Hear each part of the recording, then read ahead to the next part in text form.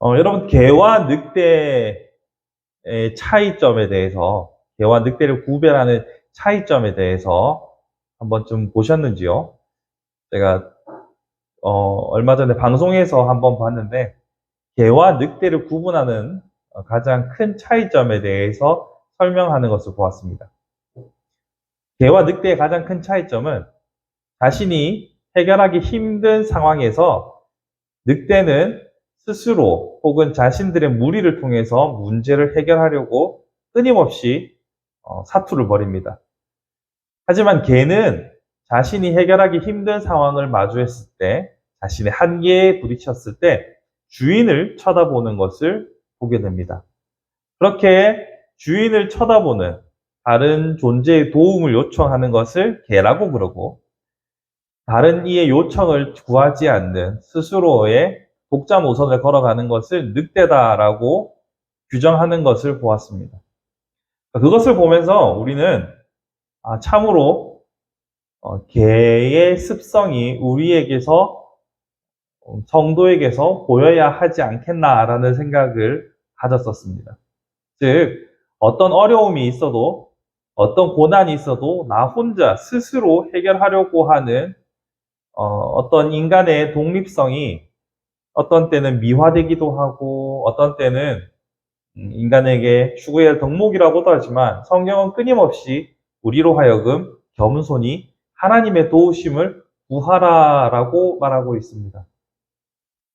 처음 사람이 타락하였을 때도 하나님 없이 하나님과 같이 되고자 하는 유혹으로 넘어졌습니다. 선과 악을 알게 하는 동산 중앙에 실과를 먹으면 너희가 하나님 없이도 하나님과 같이 될 것이다라는 유혹이 처음 사람에게 주어졌던 시험이었죠. 이처럼 우리는 기도를 통하여서, 즉 하나님을 향한 의존성을 통하여서 우리가 어떤 존재인지, 그리고 어떤 방향으로 가야 하는지를 깨닫게 됩니다. 이런 기도에 대해서 오늘 본문은 우리에게 잘 알려주고 있다라고 볼 수 있습니다. 신약 성경의 많은 서신서들이 항상 서신의 마지막에 기도를 권면하고 있지만, 이 야고보서가 가장 많은 양을, 전체 분량 대비해서 가장 많은 양을 설명하고 있다라고 우리가 확인할 수 있는데요. 야고보는 이 기도에 대해서 과연 무엇을 말하고 있는지 한번 살펴볼 필요가 있습니다. 오늘 본문을 보시면 13절에서 고난당하는 자가 있느냐? 그는 기도하라 라고 말하죠. 고난에 처했을 때 앞에서 계속 인내를 말했지만 결국 야고보는 고난 중에 기도할 것을 권면합니다. 또한 이어서 나오는 14절에 보시면 병든 자가 있느냐? 그도 기도할 것이요. 근데 여기서 특이한 점은 그냥 기도하라가 아니라 장로들을 청해서 함께 기도하라 라고 말합니다.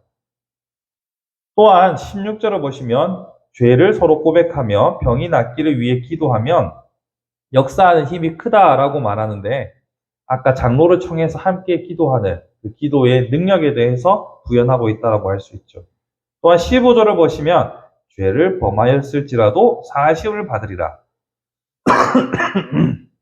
그러니까 이 기도를 통하여서 고난의 극복, 그리고 질병의 극복, 또한 사죄의 은총을 함께 이야기하고 있는 것을 보게 됩니다.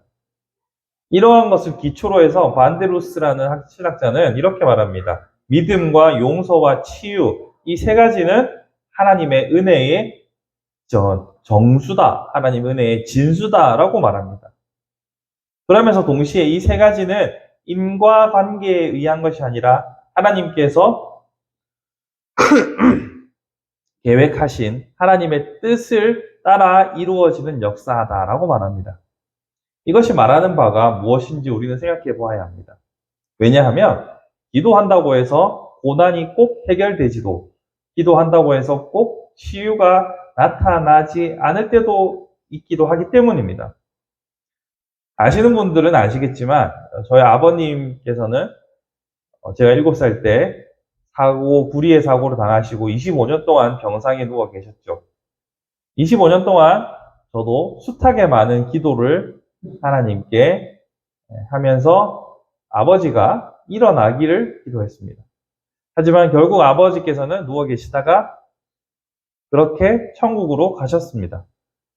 이러한 일련의 사건을 통하여서 저는 기도의 응답이라는 것에 우리가 생각하는 것을 끼워 맞춰서는 안 된다라는 것을 배웠습니다. 즉, 우리가 생각하는 응답과 하나님의 답하시는 방식은 다르다는 것을 저는 삶으로 깨달았죠. 또한 바울의 기도를 통하여서도 우리는 육체의 가시를 끝까지 내버려 두신 그거 그대로 안고 살아가기를 명하신 하나님의 뜻을 보게 됩니다.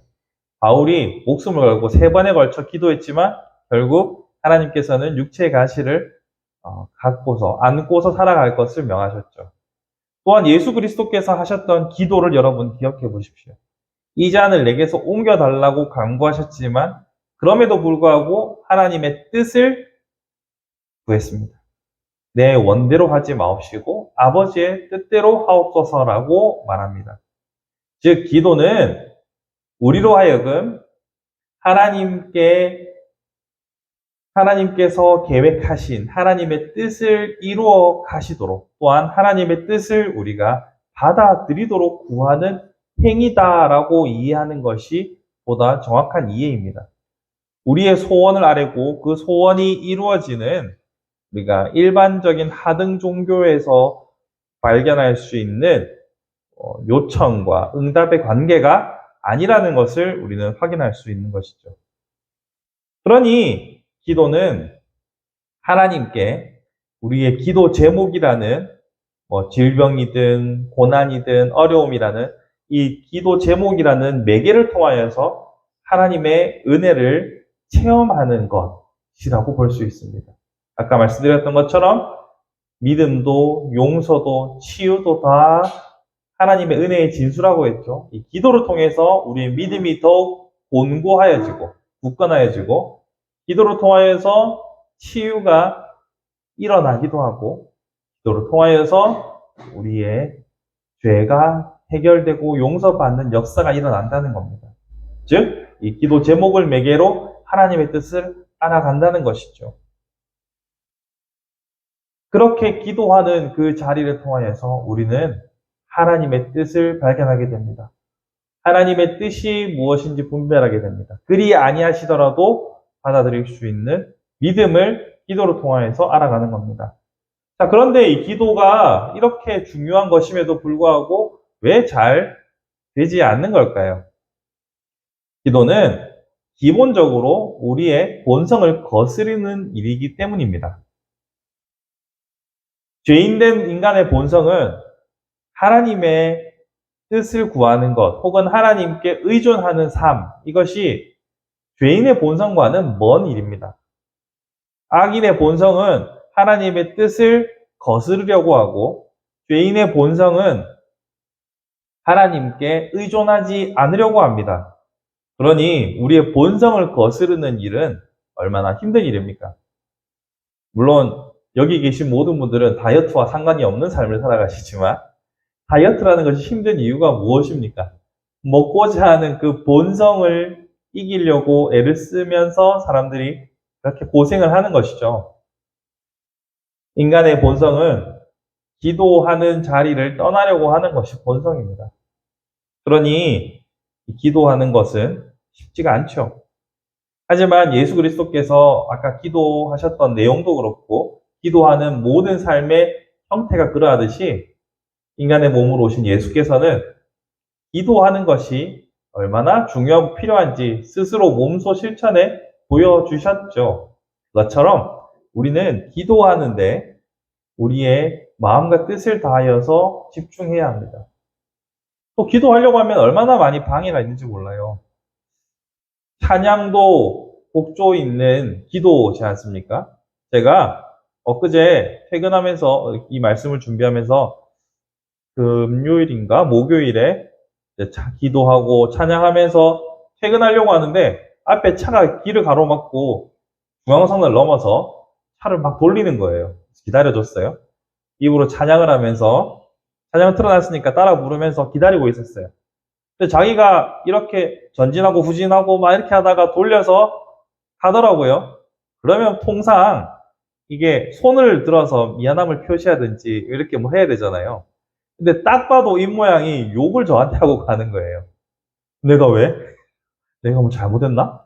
아니잖아요. 본인이 지금 중앙선을 넘어서 불법으로 차를 유턴을 하는 과정에서 제가 있으니까 뭐 마음이 조급했는지 아니면 공간이 좁아서 불편했는지 저한테 욕을 하고 가는 거예요. 저도 대한민국을 살아가는 성인 남자인지라 순간 뚜껑이 열리더라고요. 저걸 쫓아가서 그냥 한 밟아줘야 되나 뭐 이런 생각이 순간 욱하고 올라오죠. 근데 그때 다시 깨달았어요. 말씀을 준비하면서 생각했던 기도하려고 하면 찬양하려고 하면 이렇게 방해하는구나 라는 것을 다시 새삼 느꼈습니다. 이처럼 우리의 본성을 거스르게 하는 기도하는 삶이라는 것은 생각만큼 쉽지가 않습니다. 처절하고 치열하게 싸워야 하는 것이죠. 그래서 우리 주님께서도 땀방울이 핏방울이 되기까지 정말 열정을 다해서 본신을 다해서 기도하는 자리에 계셨던 것이죠. 이처럼 기도하는 삶을 통하여서 우리의 삶이 변화될 수 있고 하나님께 은혜를 구하는 자리로 나아갈 수 있기에 우리는 더욱더 기도하는 자리에 목을 메어야 합니다. 그러면서 동시에 이 기도의 자리에서 일어나는 치유와 용서와 또한 믿음의 공고해지는 역사를 사모합시다.